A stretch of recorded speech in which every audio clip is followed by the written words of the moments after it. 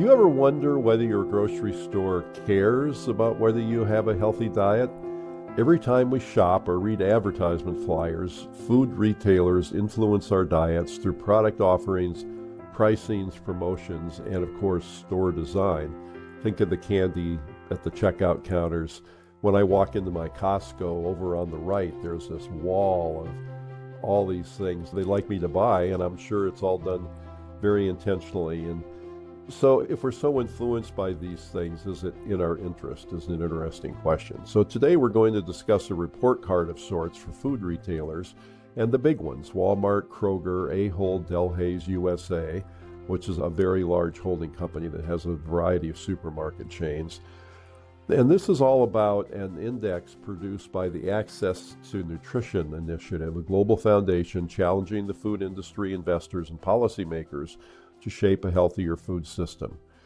The U.S. Retail Assessment 2025 report evaluates how these three businesses influence your access to nutritious and affordable foods through their policies, commitments, and actual performance. The Access to Nutrition Initiative's Director of Policy and Communications, Katherine Pittore, is here with us to discuss the report's findings. We'll also speak with Eva Greenthal, who oversees the Center for Science in the Public Interest federal food labeling work. Welcome to Leading Voices in Food podcast. I'm Kelly Brownell. Kat and Eva, thanks so much for being with us today. It's a delight to see you both. Thanks for having us, Kelly. Really interesting to be here. Looking forward to the conversation. So let's start with an introduction to your organizations. This will help ground our listeners in the work that you've done, some of which we've spoken about on our podcast. Kat, let's begin with you and the Access to Nutrition Initiative. Can you tell us a bit about the organization and what work it does? Thank you. So the Access to Nutrition Initiative is a global foundation actively challenging the food industry, investors, and policymakers to shape healthier food systems. So we try to collect data and then use it to rank companies. For the most part, we've done companies, the largest food and beverage companies. Think about PepsiCo, Coca-Cola, and looking, are they committed to improving the healthiness of their product portfolios? Do the companies themselves have policies, for example, maternity leave? And these are the policies that are relevant for their entire workforce. So from people working in their factories all the way up through their corporate areas. And looking at the largest companies, can these companies increase access to healthier, more nutritious foods? And I think one of the critical questions that we get asked, and I think, Kelly, you've had some really interesting guests also talking about, can corporations actually do something? Are corporations really the problem? And at AT&I, we try to take a nuanced stance on this, saying that these corporations produce a huge amount of the food we eat, so they can also be part of the solution. Yes, they are currently part of the problem. And we also really believe that we need more policies, and that's what brings us into contact with organizations such as EVA's, looking at how can we also improve policies to support these companies to produce healthier foods. The thought was coming to my mind as you were speaking. I was involved in one of the initial meetings as the Access to Nutrition Initiative was being planned. And at that point, I and other people involved in this were thinking, how in the world are these people going to pull this off? Because the idea of monitoring these global behemoth companies, where in some cases you need information from the companies that may not reflect favorably on their practices. And not to mention that, but constructing these indices and things like that required a great deal of thought. That initial skepticism about whether this could be done gave way, at least in me, to this admiration for what's been accomplished. So, boy, hats off to you and your colleagues for what you've been able to do. And it'll be fun to dive in a little bit deeper as we go further into this podcast. So, Eva, tell us about your work at CSPI, Center for Science in the Public Interest, well-known organization around the world, especially here in the U.S., and I've long admired its work as well. Tell us about what you're up to. Well, thank you so much, Kelly. And again, thank you for having me here on the pod. CSPI is a U.S. nonprofit that advocates for evidence-based and community-informed policies on nutrition, food safety, and health. And we're well known for holding government agencies and corporations to account and empowering consumers with independent, unbiased information to live healthier lives. And our core strategies to achieve this mission include, of course, advocacy, where we do things like legislative and regulatory lobbying, litigation, and corporate accountability initiatives. We also do policy and research analysis, We have strategic communications, such as engagement with the public and news media. And we publish a magazine called Nutrition Action. And we also work in deep partnership with other organizations and in coalitions with other national organizations, as well as smaller grassroots organizations across the country. And across all of this, we have a deep commitment to health equity and environmental sustainability that informs all we do. And our ultimate goal is improved health and well-being for people in all communities, regardless of race, income, education, or social factors. Thanks, Steve. I have great admiration for CSPI too. Its work goes back many decades. It's the leading organization advocating on behalf of consumers for a better nutrition system and better health overall. And I greatly admire its work. So it's really a pleasure to have you here. Kat, let's talk about the U.S. retail assessment. What is it, and how did you select Walmart, Kroger, and Ahold Delhaize for the evaluation? And why are retailers so important? Great, thanks. So we have been, like I said before, evaluating the largest food and beverage manufacturers for many years. So for 13 years, we have our global index, that's our bread and butter.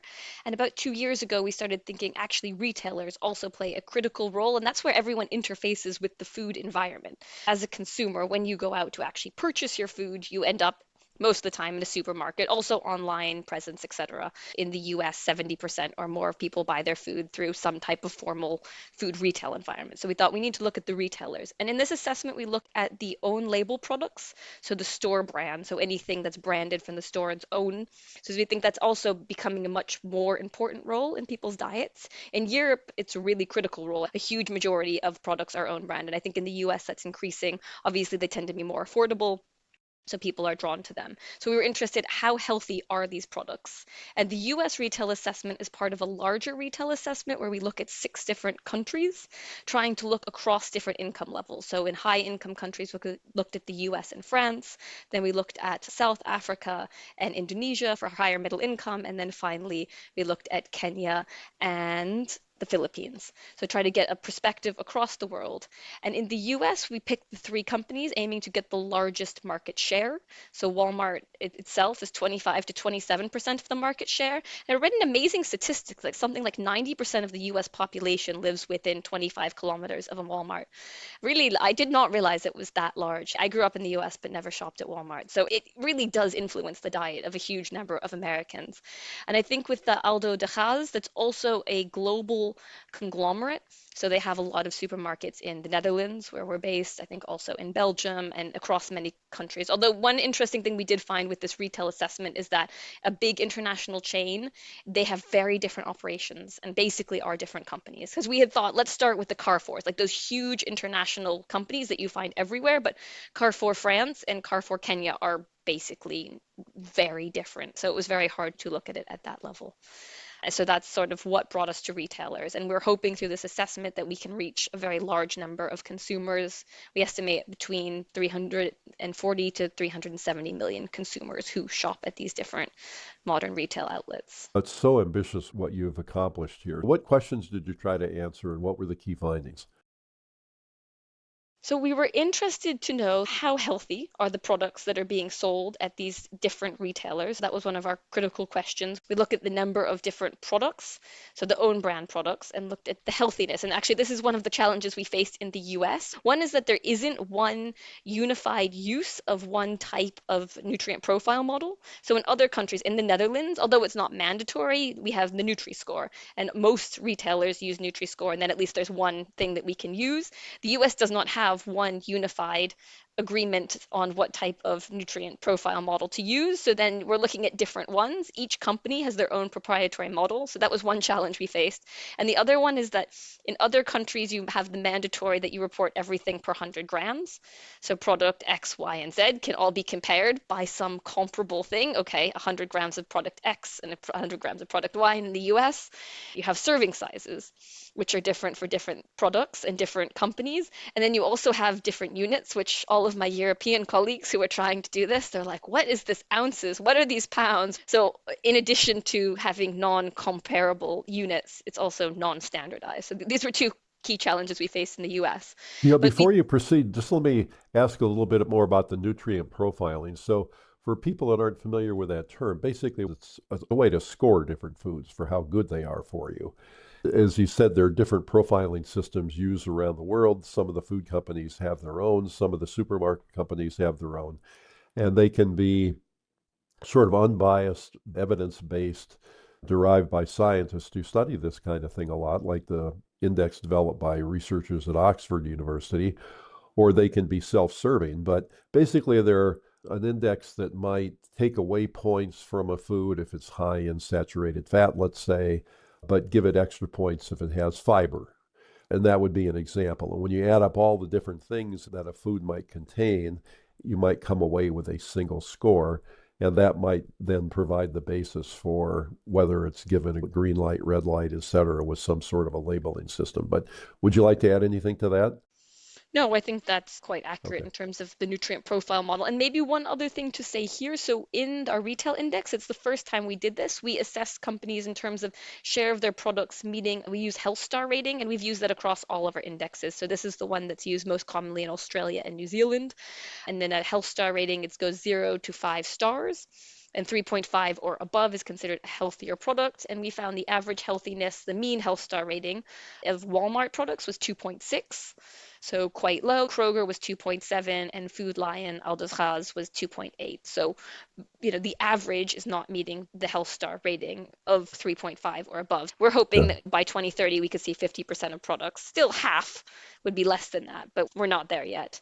And another thing that we looked at with the retail index that was quite interesting was using markers of UPFs. And this has been a hotly debated discussion within our organization as well. Sort of, how do you define UPF? Can we use NOVA classification? NOVA classification has obviously people who are very pro NOVA classification, people who also don't like the classification. So we use one, a sort of ranking. Popkins et al. Developed a sort of system in where we looked at high salt, fat, sugar, and then certain non-nutritive sweeteners and additives that have no benefit. So these aren't things like adding micronutrients to make a product fortified, but these are things like, red number 7 in colors that have no benefit, and looked at what share of the products that are produced by own label products are considered ultra processed using this definition. And there we found that 88% of products at Walmart are considered ultra processed. So Oh, that's quite shocking. And, sure and is. then we also, 88%. yeah, 88% of all of their own brand products. Oh So my only goodness. 12% are not. And we did find a very high alignment, because that was also a question that we had of sort of the high salt, fat, sugar and ultra processed. And it's not a direct alignment, because that's always a question too. Can you have a very healthy ultra processed food, or ultra processed foods by definition unhealthy beyond the high fat, salt, sugar content? And I So know you've don't the explored that with others. don't the retailers just say that we're responding to demand, and so putting pressure on us to change what we sell isn't the real problem here, the real issue. It's to change the demand by the consumers. What do you think of that? But I mean, people buy what there is. If you went into a grocery store and you couldn't buy these products, you wouldn't buy them. And I spent, many years working in public health nutrition, and I find this individual narrative very challenging. It's about anything where you start to see the entire population curve shifting towards overweight or obesity, for example. Or same when I used to work more in development contexts where you had the whole population being stunted. And you would get the same argument. Oh no, but these children are just short, they're genetically short.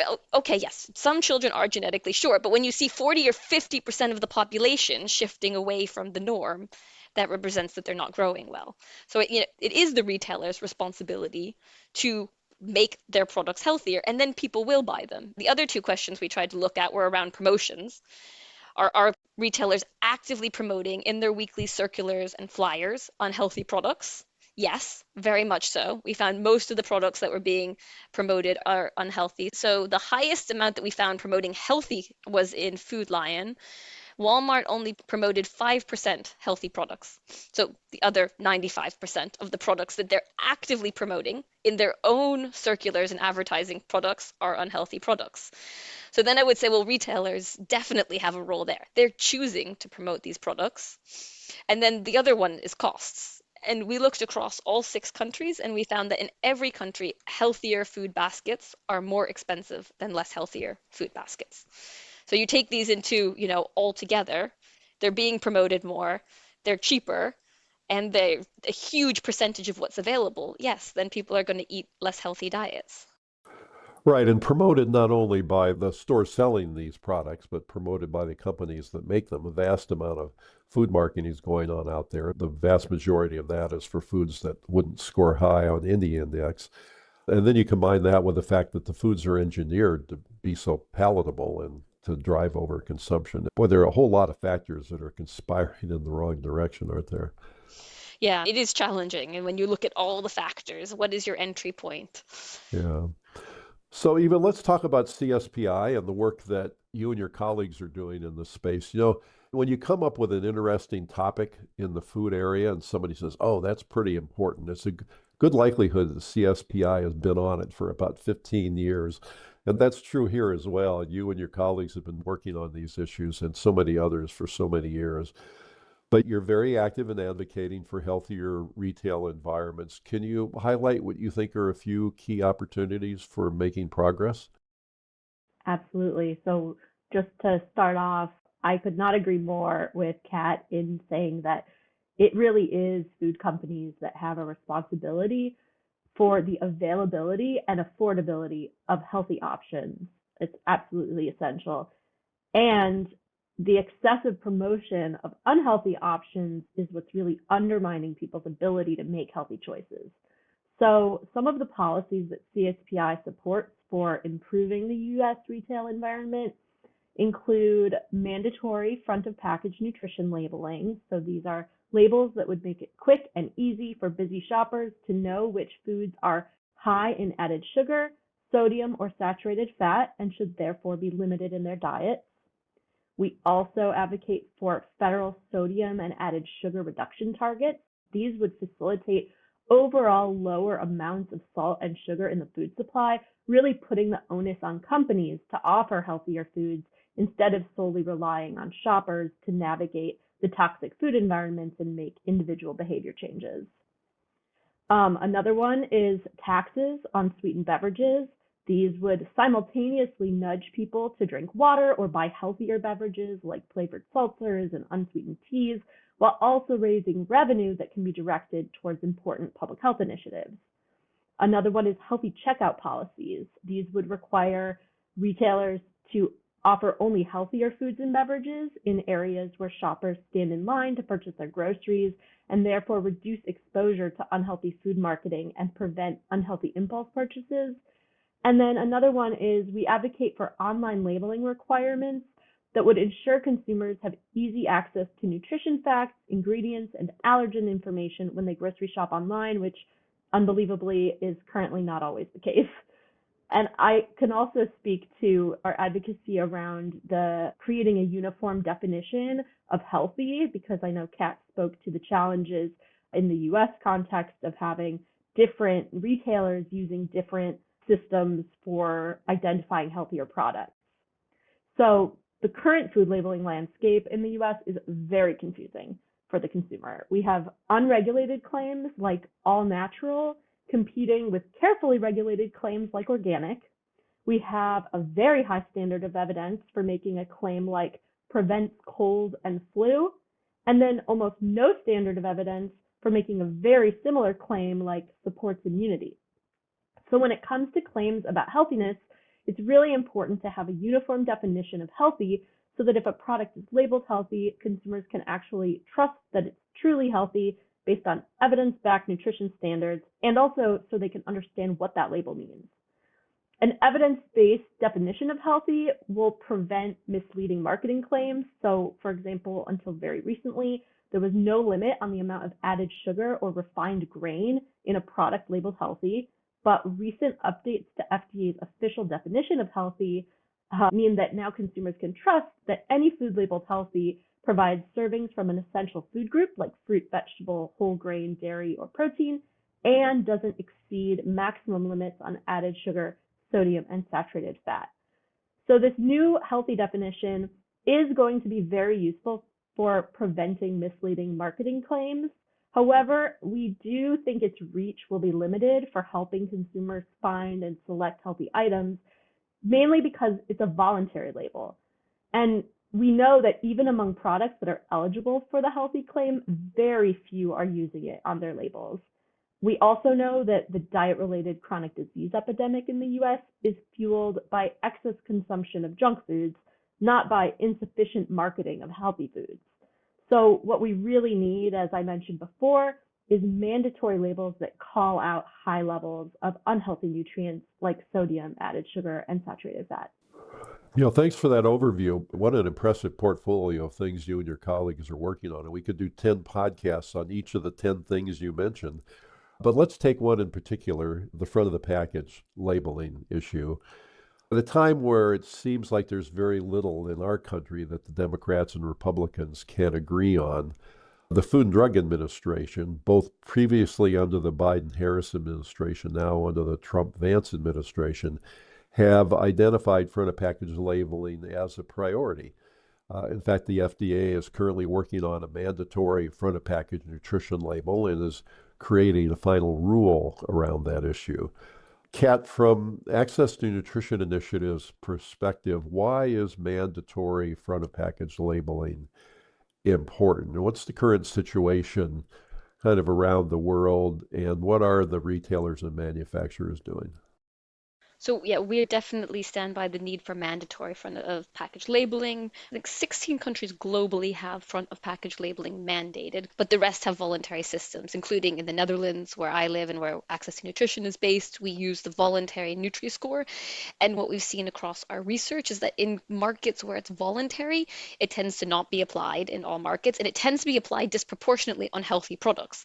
So if you can choose to put it, you put it all on the ones that are the A or the Nutri-Score with the green, and then you don't put it on the really unhealthy products. So then it also skews consumers because, like Eva was saying, people are not eating often. Well, they're displacing from their diet healthy products with unhealthy products. So that is a critical challenge. So until you make it mandatory, companies aren't going to do that. And we've seen that with our different global indexes. Companies are not universally using these voluntary regulations across the board. So I think that's one critical challenge that we need to address. So if you scan the world, there are a variety of different systems being used to provide consumers information on the front of packages. If you could pick one system, tell us what we would actually see on the package. This is one we've been debating internally, and I saw what CSPI is pushing for. And I think there's growing evidence pushing for warning style labels. So these are the ones that say the product is high in, like really with a warning, high in fat, high in salt, high in sugar. And there is evidence from countries like Chile where they have introduced this to show that that does drive change. It drives product reformulation. Companies change their products so they don't have to carry one of the labels. Consumers are aware of it, and they actively try to change their purchasing behaviors to avoid those. And there's less evidence. I think interpretive is important. So a Nutri-Score one, where you can see it and it's green. Okay, that's quick. It's easy. There are some challenges that people face with Nutri-Score, for example, that Nutri-Score compares products among the same category, which people don't realize outside of our niche. Actually, a colleague of mine was telling me, my boyfriend was in the grocery store last week and he's like picked up some white flour tortillas and they had a Nutri-Score D, and then the chips had a Nutri-Score B. And he's like, well, surely the tortillas are healthier than the chips. But obviously the tortilla chips were compared against, other salty snacks. And the other one was being compared to bread. So it's like a relatively unhealthy bread compared to a relatively healthy chip. You see this happening even among educated people. So I think these labels, while well intentioned, they need a good education behind them because they are challenging. And people don't realize that. I think people just see, A or green and they think healthy, E is bad. And people don't realize that it's not comparing the same products in these categories. One could take the warning system approach, which tells people how many bad things there are in the foods, and flip it over and say, why not just give people information on what's good in a food?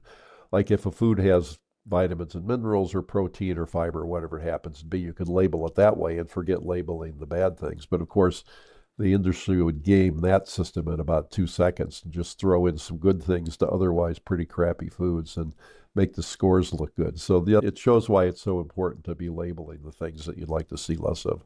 And I think that's already happening. You see a lot of foods with micronutrient additions, very sugary breakfast cereals.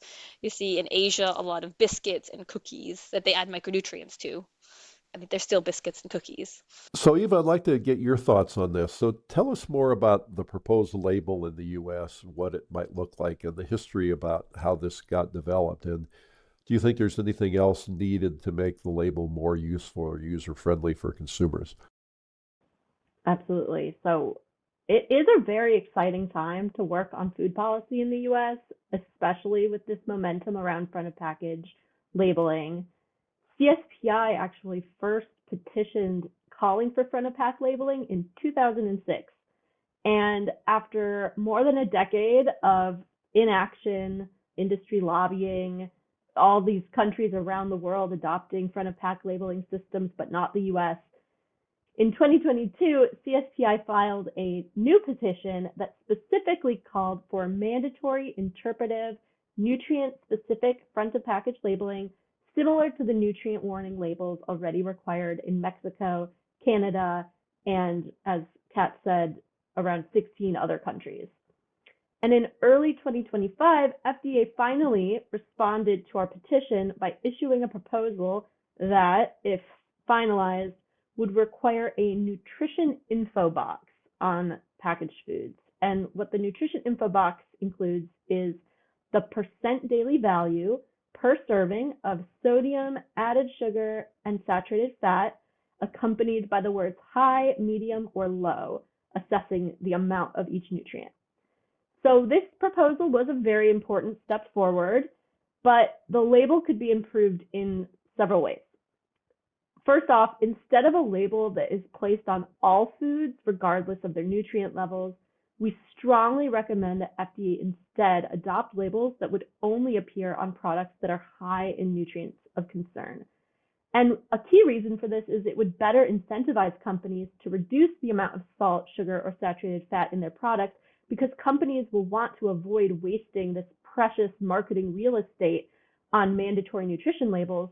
So, for example, they could reduce the amount of sodium in a soup to avoid having a high sodium label on that soup. And also, as you were saying before, around the lack of a need to require the positive nutrients on the label. Fortunately, the FDA proposal didn't, but just to chime in on that, these products are already plastered with claims around their high fiber content, high protein content, vitamin C, this and that. So what we really need is a mandatory label that will require companies to tell you what they would otherwise prefer not to, not the information that they already highlight for marketing purposes. So in addition to these warning style labels, we also really want FDA to adopt front of package disclosures for foods containing low and no calorie sweeteners, because this would discourage the industry from reducing sugar just by reformulating with additives that are not recommended for children. So that's a key recommendation that CSPI has made for when FDA finalizes the rule. FDA received thousands and thousands of comments on their labeling proposal and is now tasked with reviewing those comments and issuing a final rule. And although these deadlines are very often missed, so don't necessarily hold your breath, but the government's current agenda says it plans to issue a final rule in May 2026.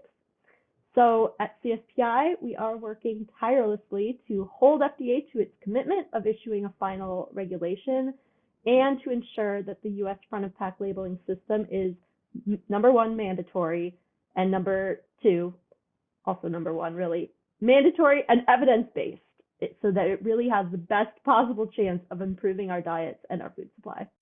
Well, thank you for the tireless work, because it's so important that we get this right. I mean, it's important that we get a system to begin with, even if it's rudimentary, but the better it can be, of course, the more helpful it'll be. And CSPI has been such an important voice in that. Kat, let's talk about some of the things that are happening in developing countries and other parts of the world. So you're part of a multi-country study looking at 5 additional countries: France, South Africa, Indonesia, the Philippines, and Kenya. And as I understand, the goal is to understand how retail food environments differ across countries at various income levels. Tell us about this, if you would, and what sort of things you're finding. Yeah, so one of our questions was, companies reach market saturation in places like France and the US and the Netherlands. They can't get that many more customers. They already have everyone. So now they're expanding rapidly, and you're seeing a really rapid increase in modern retail purchasing in countries like Indonesia and Kenya. Not to say that, in these countries, traditional markets are still where most people buy most of their food. But if you look at the graphs, at the rate of increase of these modern different retailers, also out of home, it's rapidly increasing. And we're really interested to see, okay, given that, are these products also exposing people to less healthy products? Is it displacing traditional diets? And overall, we are seeing that a lot of, similar to what you see in other contexts in high income countries, overall healthier products are again more expensive, and actually the differential is greater in lower income countries, often because I think also poorer people are buying foods not in modern retail environments. So this is targeting currently the upper middle and higher income consumer groups, but that will change. And we're seeing the same thing around really high percentages of high fat, salt, sugar products. So looking at, how is this really transforming retail environments? At the same time, we have seen some really interesting examples of countries really taking initiative. So in Kenya, they've introduced the first Kenyan nutrient profile model, first in Africa. So they just introduced that at the end of 2025, and they're trying to introduce also a mandatory front of package warning label, similar to what Ava has proposed. So this would be these warnings high in fat, salt, and sugar, and that's part of this package that they've suggested. This would also include things around regulations to marketing to children, and that's all being pushed ahead. So Kenya is doing a lot of work around that. In South Africa, there's been a lot of work on banning marketing to children as well as front of package labeling. I think one of the challenges we've seen there, and this is a story that I've heard again and again working in the policy space in different countries, is that you have a lot of momentum and initiative by civil society organizations, by concerned consumer groups, and you get all the way to the point where it's about to be passed in legislation, and then it just gets kicked into the long grass. Nothing ever happens. It just sits there. I was writing a blog. We looked at Indonesia, so we worked with this organization that is working on doing taxation of sugar sweetened beverages.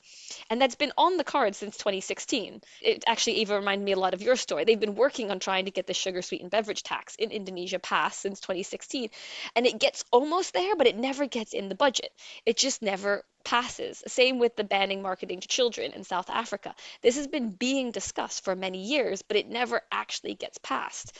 And what I've heard from colleagues working in this space is that then industry comes in right before it's about to get passed and says, oh no, but we're going to lose jobs. If you introduce that, then all of the companies that employ people will lose their jobs. And modeling studies have shown this isn't true, that overall the economy will recover, jobs will be found elsewhere. Also, if you factor in the cost to society of treating diabetes from high consumption of sugar sweetened beverages. But it's interesting to see that this repeats again and again of countries get almost over the line. They have this really nice draft initiative and then it just doesn't quite happen.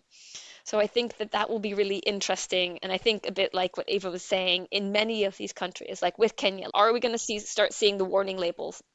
With South Africa, is this regulation banning marketing to children actually going to happen? Or are we going to see sugar sweetened beverage taxes written into the 2026 budget in Indonesia?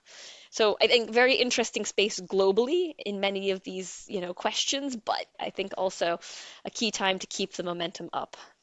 It's interesting to hear about the industry script talking about loss of jobs. Other familiar parts of that script are that consumers will lose choices and their prices will go up.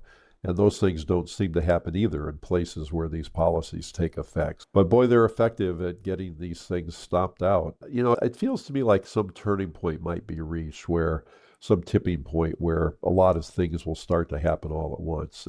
But let's hope we're moving in that direction.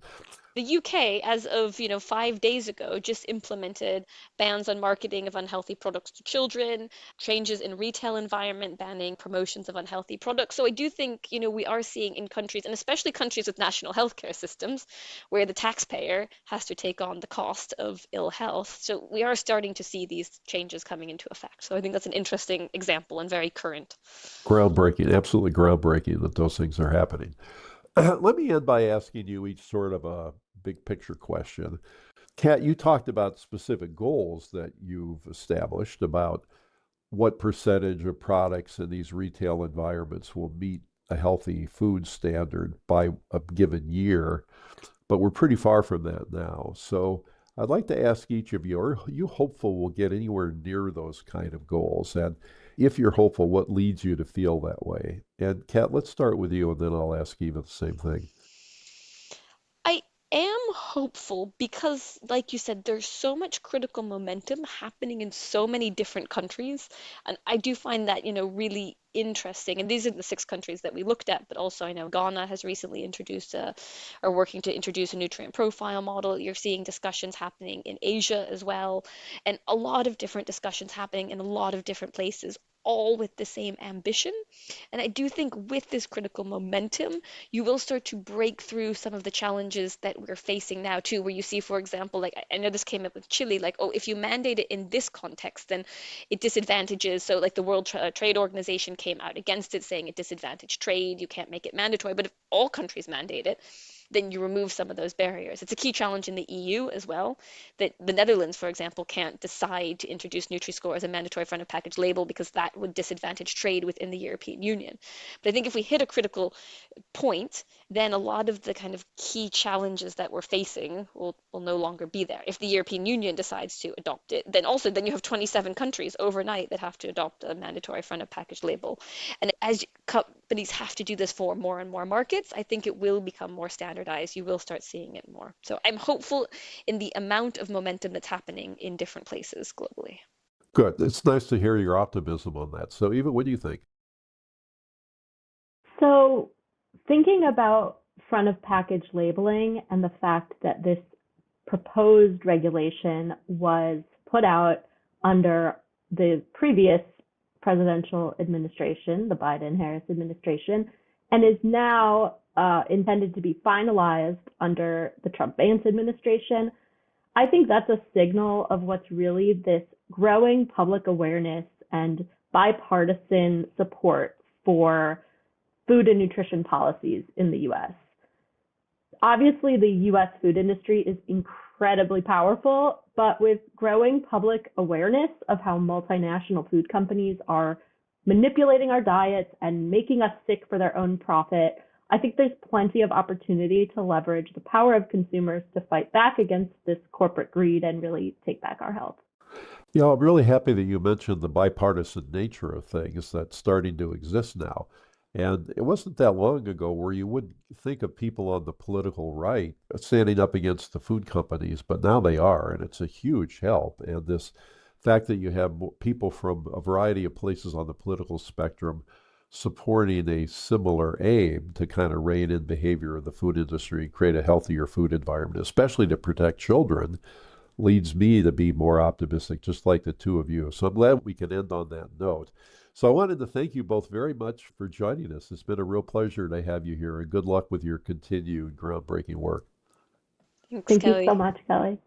So our guests today have been Kat Pittore of the Access to Nutrition Initiative and Eva Greenthal from the Center for Science in the Public Interest.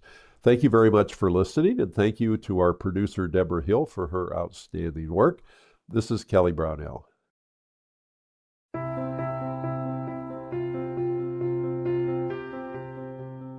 Thank you for listening to the Leading Voices in Food podcast.